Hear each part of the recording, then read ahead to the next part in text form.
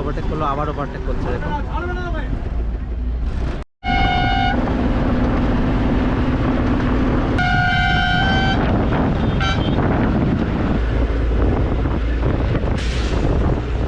সিঙ্গাড়া একটা চপ একটা নাকি? হ্যাঁ সিঙ্গাড়া চপ। কোলাঘাটের একটু আগে দাঁড়িয়ে আছে, তো এখান থেকে এখনো হাবড়া দেখাচ্ছে।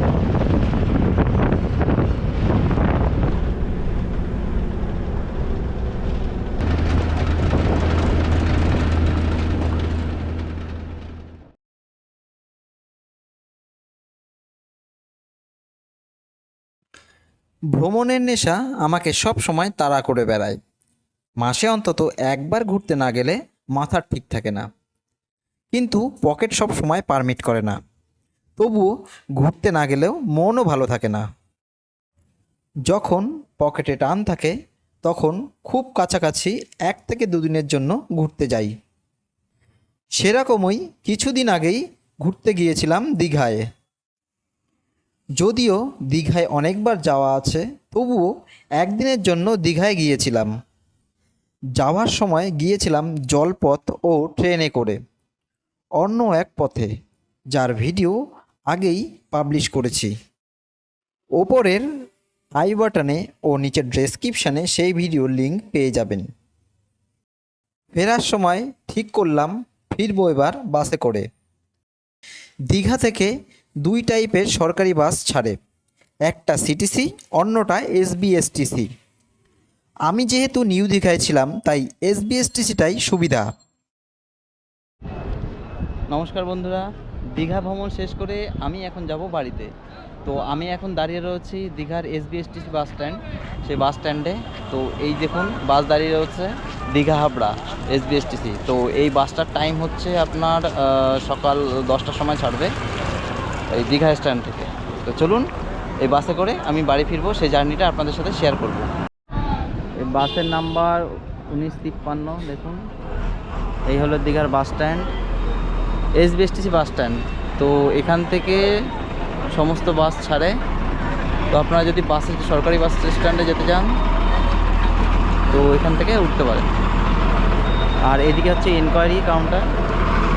আর যদি টিকিট বুক করতে হয়, টিকিট বুকিং কাউন্টার একদম এখান থেকে সোজা, ওই যে ওই ঘরটা হচ্ছে টিকিট কাউন্টার, টিকিট বুক হয়। তো আমার বাস এখন দীঘা থেকে ছেড়ে দিল। তো আমি এই দীঘা থেকে যাব হাবড়া। তো দীঘা থেকে হাবড়ার ডিস্টেন্স দেখাচ্ছে 223 কিলোমিটার। তো এই দেখুন আমি ম্যাপ মেরেছি, ম্যাপে এখানে দেখাচ্ছে দীঘা থেকে হাবড়া, কাঁথি, হাওড়া, দক্ষিণেশ্বর হয়ে এখান থেকে বাসটা যাবে, সময় লাগবে 5 ঘন্টা 41 মিনিট। তো এই হলো দীঘা ইউথ হোস্টেল। ইউথ হোস্টেলের পাশ থেকে যে রাস্তাটা চলে গেল, এই রাস্তা ধরে কলকাতায় যাবে।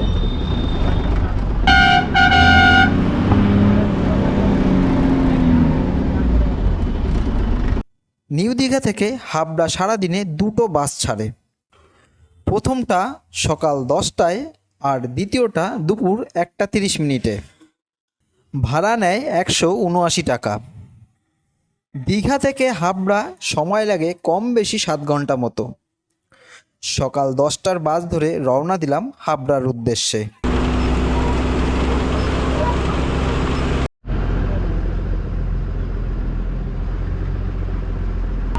তো এখন বাজে 10টা 23 আর আমরা আমার যে বাস রয়েছে, বাসটা এসে এখন পৌঁছালো রামনগরে। তো রামনগরেই হচ্ছে বাস স্টপেজ, সবাই এখান থেকে উঠছে। বাস জার্নি খুব একটা পছন্দ করি না, খুব প্রয়োজন ছাড়া। তবে কাউন্টারে গিয়ে দেখলাম সামনের সিট আছে, তাই টিকিটটা কেটে নিলাম। কারণ সামনে বসে চারিদিকের বিভিন্ন দৃশ্য দেখতে দেখতে জার্নি করার মজাই আলাদা। এই বাসের টিকিট আপনারা 3ভাবে বুক করতে পারবেন। প্রথমটা বাসের কাউন্টারে গিয়ে, দ্বিতীয়টা বাইরের কোনো সাইবার ক্যাফে থেকে, আর 3 নম্বর আপনারা নিজে অনলাইনে এই টিকিট বুক করতে পারবেন। আমি এদের ওয়েবসাইট নিচের ডেসক্রিপশানে দিয়ে দিলাম। দীঘা থেকে বাস ছাড়ার পর কিছুটা সময় পরে বাস ছুটে চলল কালো পিচের রাস্তা ধরে প্রায় 60 থেকে 70 কিলোমিটার গতিতে।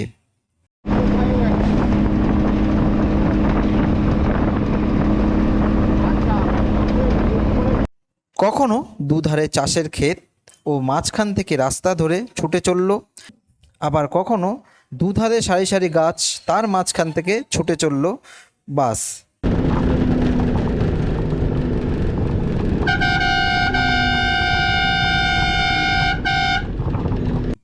মাঝে মধ্যে আঁকাবাঁকা রাস্তা, দেখতে বেশ ভালো লাগছিল। বাসের একদম সামনে সিট থাকায় সেই সমস্ত দৃশ্যগুলি আমি ক্যামেরাবন্দি করতে লাগলাম। বেশ কিছুক্ষণ ধরে যাত্রা করার পর চলে আসলাম কাথি বাইপাস।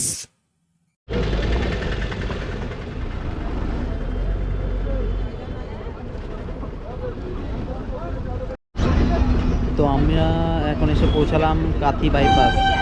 কাথির যে মেন রোড রয়েছে সেই মেন রোডে। তো 1 ঘন্টা 11 মিনিট আমাদের জার্নি করা হয়ে গেছে। তো এই হলো মেন রোড কাথির।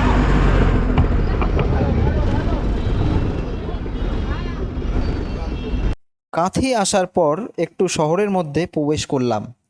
দুদিকে উঁচু উঁচু বাড়ি আর দোকান, আর মাঝখান দিয়ে রয়েছে মসৃণ কালো পিচের রাস্তা, আর সেই রাস্তা ধরে ছুটে চলল আমার বাস।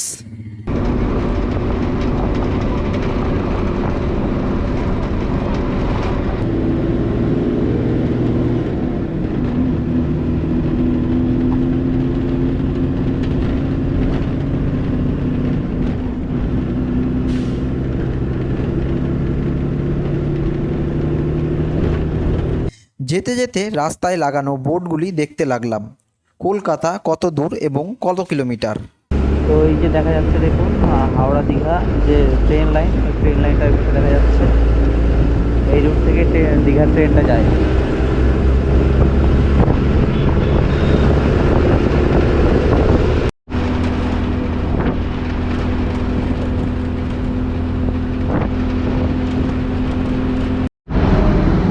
তো এখন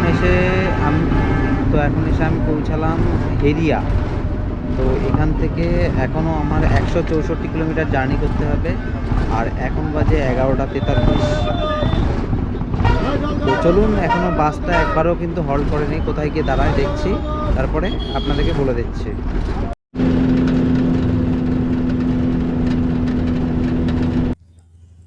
বাস চলতে চলতে মাঝে মাঝে বিভিন্ন স্টপেজে দাঁড়াতে লাগলো, লোকাল প্যাসেঞ্জার ওঠানো ও নামানোর জন্য।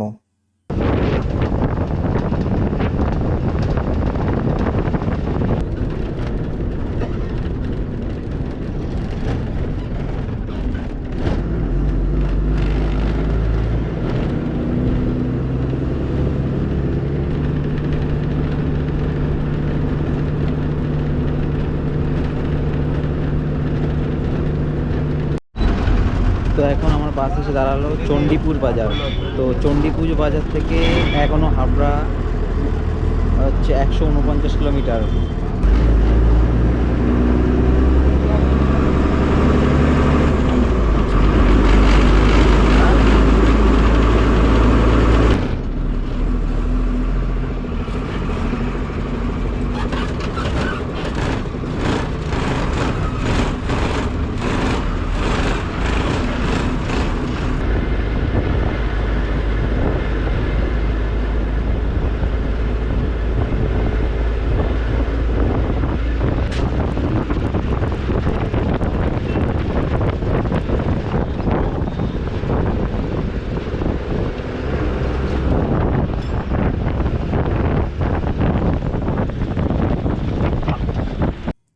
বেশ কিছুক্ষণ যাত্রার পর বাস এসে থামলো নন্দকুমার।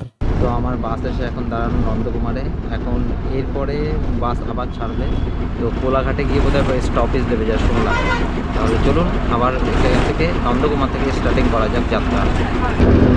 তো নন্দকুমার থেকে আমাদের বাস এখন কোলাঘাট হলদিয়া ন্যাশনাল হাইওয়ে 16 এই রুট ধরে যাচ্ছে।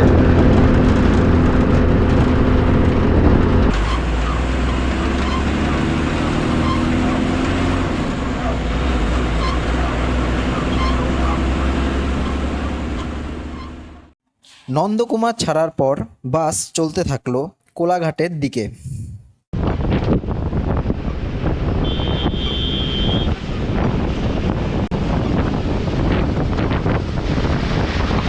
বেশ কিছুটা সময় যাত্রা করার পর বাস চলে আসলো কোলাঘাটে। এই কোলাঘাটে বাস বেশ কিছুক্ষণ দাঁড়ায়, কারণ এখানে যাত্রীদের কিছুটা সময় বিশ্রাম দেওয়া হয় খাওয়া দাওয়ার জন্য। সেই সময় আমিও নেমে পড়লাম এবং কিছুটা খাবার দাবার জোগাড় করলাম। চা চা একটা মুড়ি একটা চপ দাও।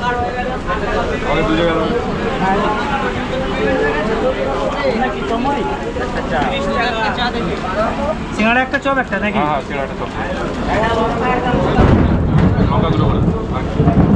আমার মুড়ি আর একটা চপ দেবা। একটা মুড়ি একটা চপ। তো আমাদের এখন বাস এসে দাঁড়ালো হচ্ছে কোলাঘাটের একটু আগে একটা মানে এখানে সব রেস্টুরেন্ট রয়েছে, তো এখানে দাঁড়ালো, এখানে দুপুরে খাবারের জন্য বাসটা দাঁড়ালো। তো দীঘা থেকে এখনও পর্যন্ত মোটামুটি 129 কিলোমিটার 28-29 কিলোমিটার এত অবধি আমাদের জার্নি করা হলো। তো এই হলো বাস। তো আমি এখান থেকে দুপুরের মানে ভাত খাবো না, তো মুড়ি আর চপ নিয়ে নিলাম। তো এখন খেতে খেতে বাসে উঠে যাব। আর দেখুন প্রচণ্ড বৃষ্টি হচ্ছে এখানে। কোলাঘাট মানে কোলাঘাটের একটু আগে দাঁড়িয়েছে। তো এখান থেকে এখনও হাবড়া দেখাচ্ছে 106 কিলোমিটার, আর সময় লাগবে 2 ঘন্টা 47 মিনিট।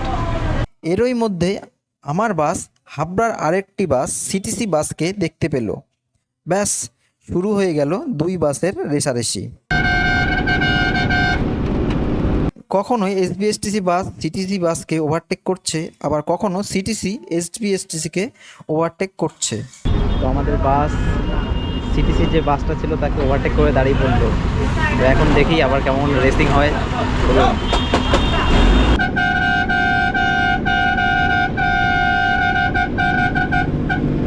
মাঝে মাঝে পিছন থেকে কন্ডাক্টর দাদা ড্রাইভার দাদাকে বলছে, ওকে ছাড়বি না, ওকে ছাড়বি না।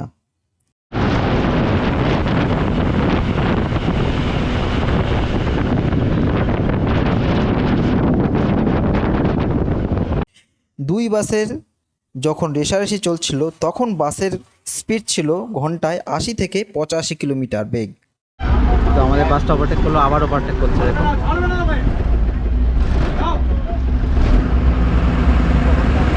এই আবার ওভারটেক করে বেরিয়ে গেল সিটিসি।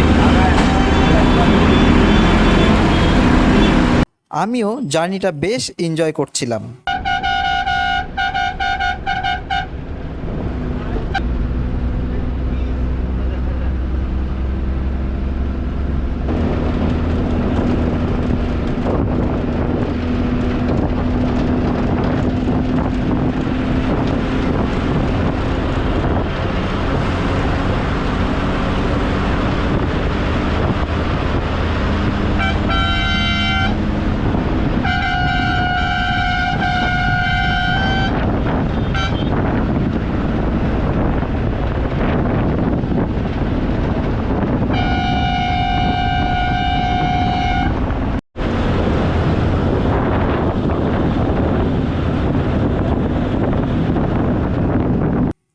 দুই বাসের রেষারেষি করতে করতে কখন যে কলকাতা চলে এলাম বুঝতেই পারলাম না।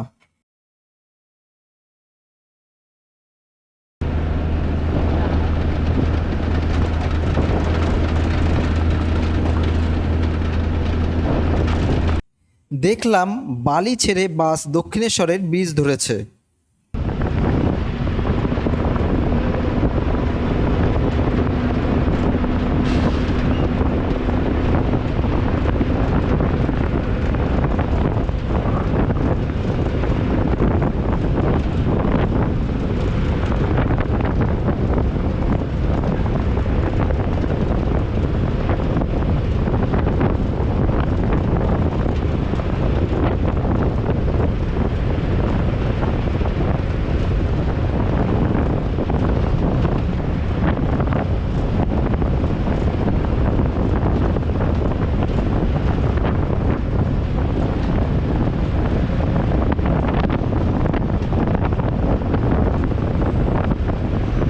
বাসের গতি এতটাই ছিল যে লোকাল ট্রেনকে পর্যন্ত হারিয়ে দিচ্ছিল।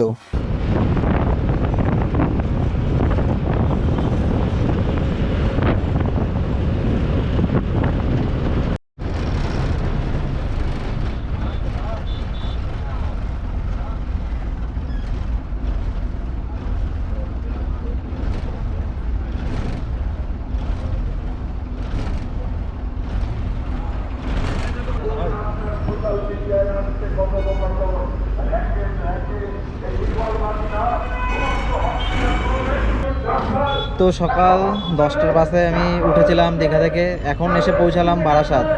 মোটামুটি এখনও পর্যন্ত 200 কিলোমিটার মানে রাস্তা যাত্রা করা হয়ে গেছে।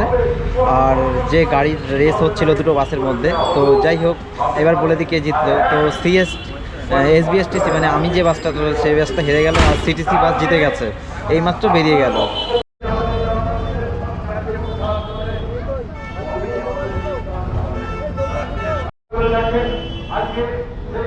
তো দীঘা থেকে ছাড়ার পর মোটামুটি এয়ারপোর্ট 2.5 নম্বর পর্যন্ত বাসটা খুব ভালো এসেছে, কিন্তু 2.5 নম্বরের পর থেকে বারাসাত অবধি আসতেই প্রায় সময় লেগে দিল প্রায় 1.5 ঘন্টা। তার কারণ হচ্ছে কি এত পরিমাণে জ্যাম বলার মতো না।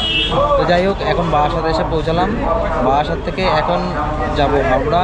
তো এই বারাসাত থেকে হাওড়া যেতেও মোটামুটি সময় লাগবে, তার কারণ হচ্ছে এখানেও জ্যাম আছে, আর প্লাস রাস্তাটা খুব একটা ভালো না। তো এখনও মোটামুটি কম বেশি যদি ঠিকঠাক যায় 45 মিনিটের মতো রাস্তা আছে। তাহলে চলুন এই 45 মিনিট যাত্রার পরে নামবো গিয়ে হাবড়াতে। বারাসাতে সিটিসি যেহেতু অনেক আগে ছেড়ে দিয়েছে, তাই বারাসাত ছাড়ার পর বাস আর জোরে চালালো না। বারাসাত থেকে ছাড়ার পর সাধারণভাবেই বাস চালাতে লাগলো এবং 1 ঘন্টা মতো সময় নিয়ে চলে আসলো হাবড়াতে। তো দীঘা থেকে হাবড়া এসে পৌঁছালো আমার বাস এখন। তো দীঘা থেকে সকালে ছেড়েছিল 10টার সময়, এখন বাজে প্রায় 5টা 20। তো দীঘা থেকে হাবড়া আসতে সময় লেগে গেল প্রায় 7 ঘন্টার উপরে। আর টোটাল রাস্তা হলো 223 কিলোমিটার। তো যাই হোক আবার বৃষ্টি শুরু হচ্ছে, আমি এখন নামবো। তাহলে আজকের ভিডিও এ পর্যন্তই। যদি আপনাদের দীঘা থেকে হাবড়া আসার যে জার্নি পুরোটা শেয়ার করলাম, এর সম্বন্ধে কিছু জানার থাকে তাহলে কমেন্ট করতে পারেন। সকলে ভালো থাকুন আর দেখতে থাকুন আমার ইউটিউব চ্যানেল। দেখা হবে অন্য কোনো ভ্রমণের ভিডিওতে। নমস্কার।